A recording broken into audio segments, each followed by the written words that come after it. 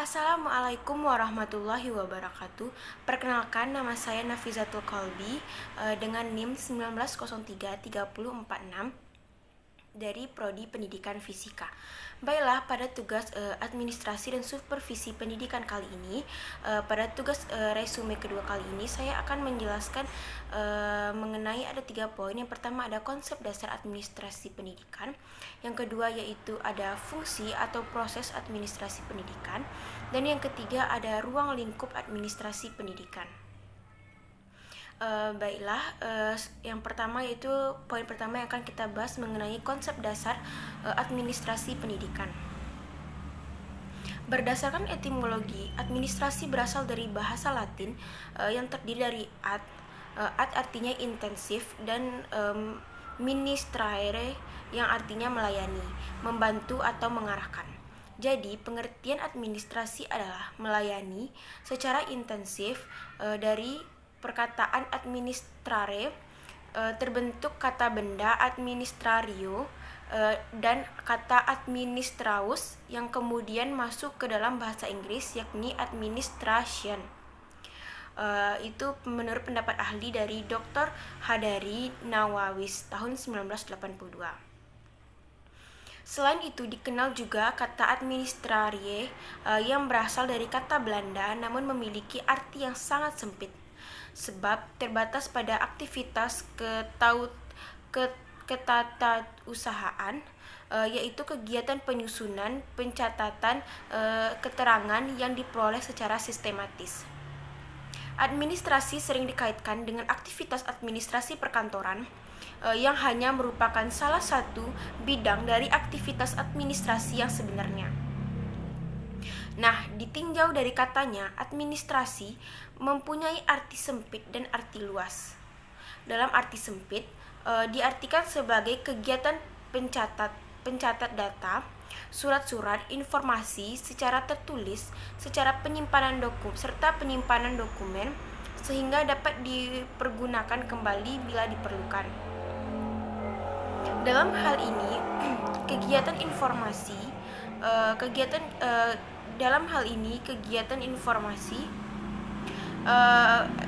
administrasi meliputi pekerjaan tata usaha.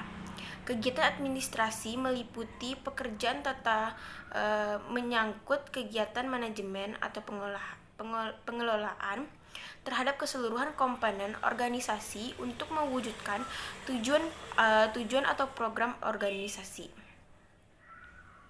Nah, dengan demikian dapat dikatakan bahwa pekerjaan administrasi merupakan pekerjaan operatif dan manajemen.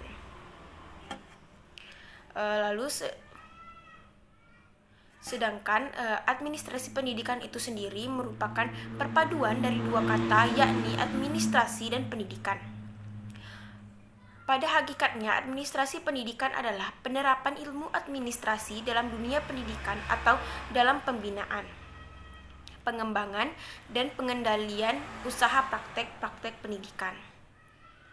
Administrasi sekolah merupakan salah satu bagian dari administrasi pendidikan, yaitu administrasi pendidikan yang dilaksanakan di sekolah. Salah satu alat administrasi sekolah adalah tata usaha.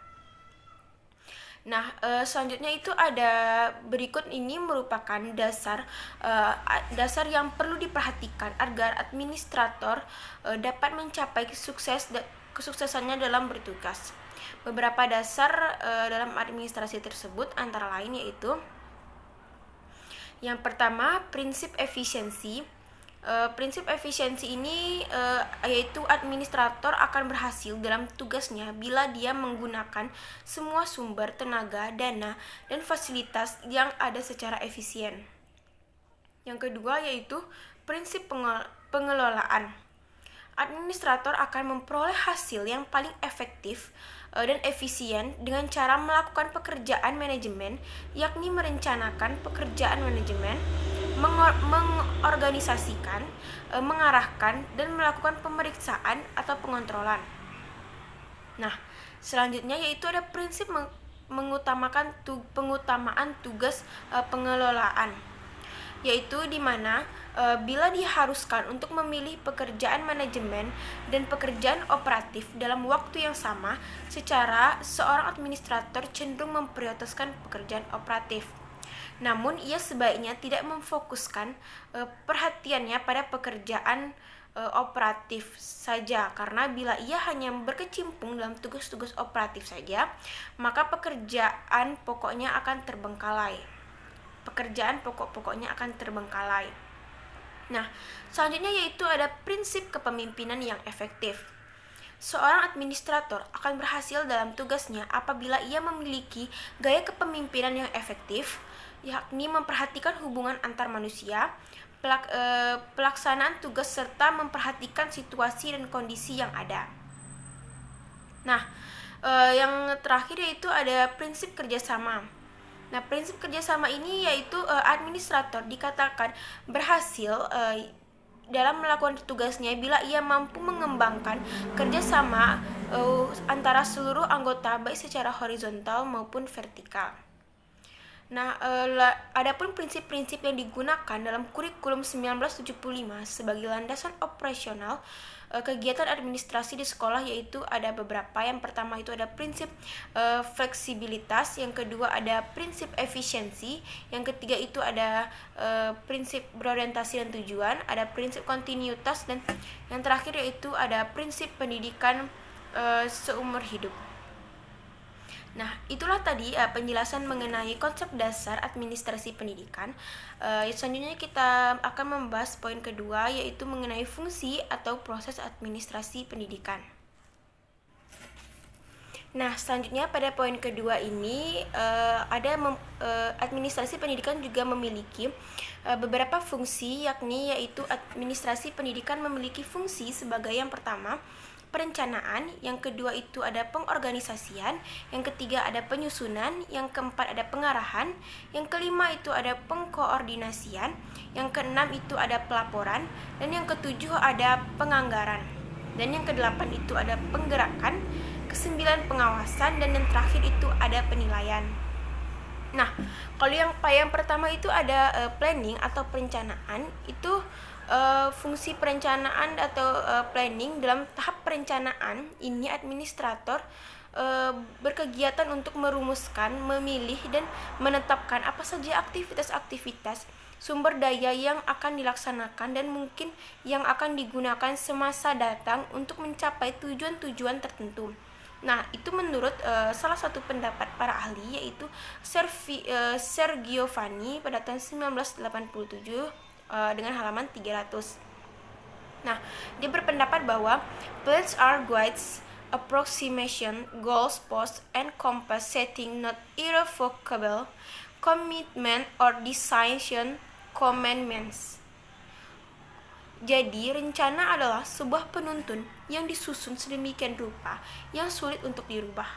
Sedangkan menurut para ahli lainnya, yaitu Enash pada tahun 1992 yaitu berpendapat bahwa definisi perencanaan pendidikan adalah sebagai suatu proses mempersiapkan alternatif keputusan bagi kegiatan masa depan yang diarahkan kepada pencapaian tujuan dengan usaha yang optimal, mempertimbangkan kenyataan yang ada di bidang ekonomi, sosial, budaya, serta menyeluruh dari suatu negara.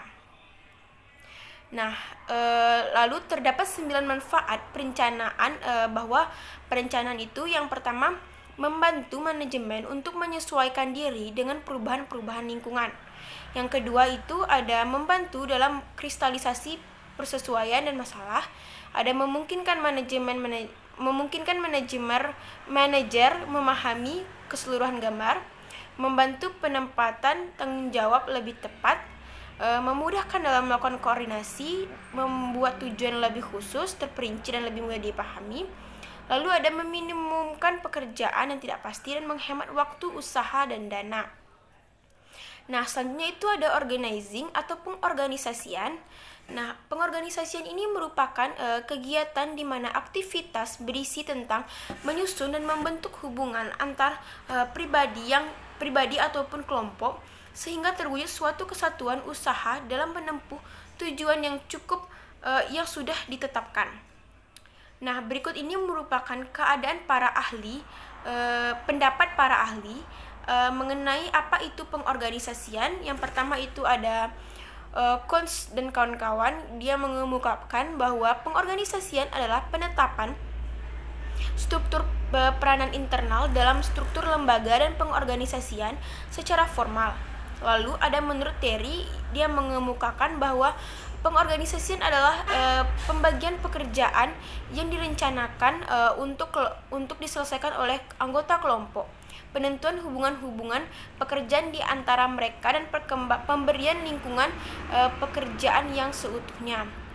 Lalu itu pengorganisasian. Lalu ada staffing atau kepegawaian. Ini fungsi yang ketiga, itu setara dengan fungsi-fungsi sebelumnya. Kepegawaian mempunyai fungsi yang sangat penting, di mana pegawai adalah pengisian sesuatu yang di bidang atau unit dengan personal yang akan melaksanakan suatu kegiatan.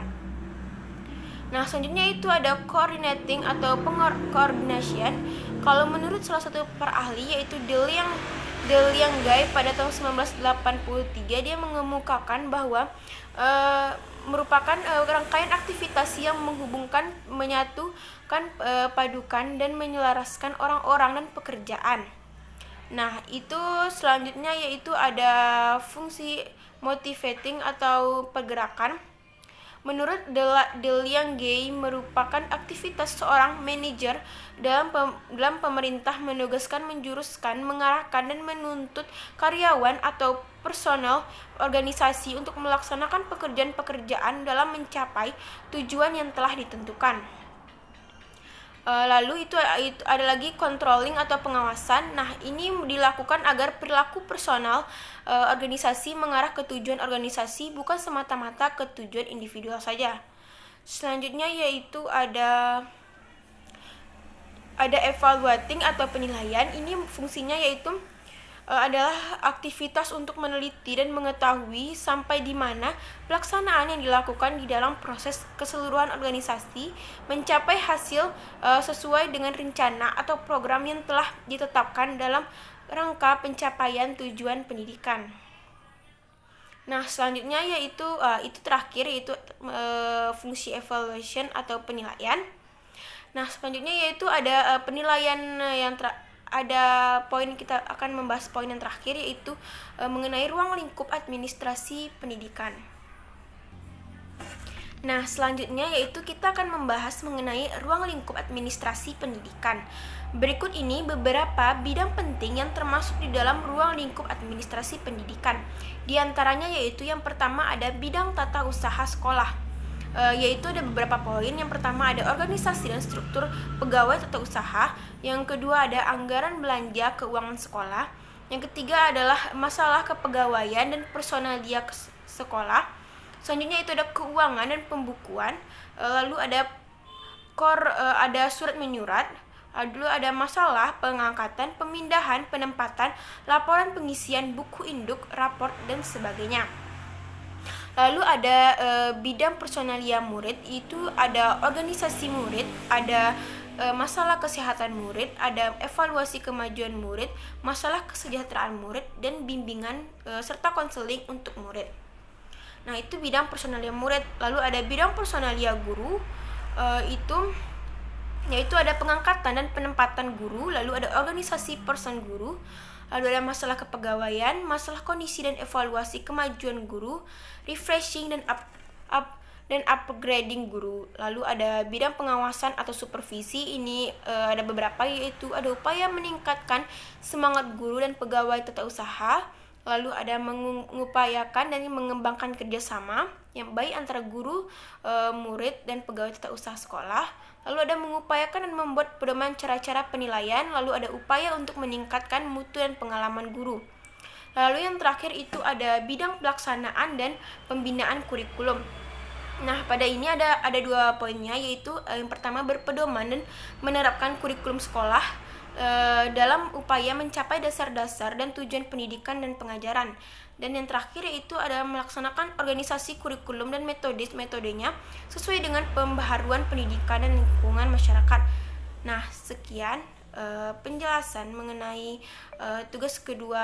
resume tugas kedua kali ini. Semoga dapat bermanfaat.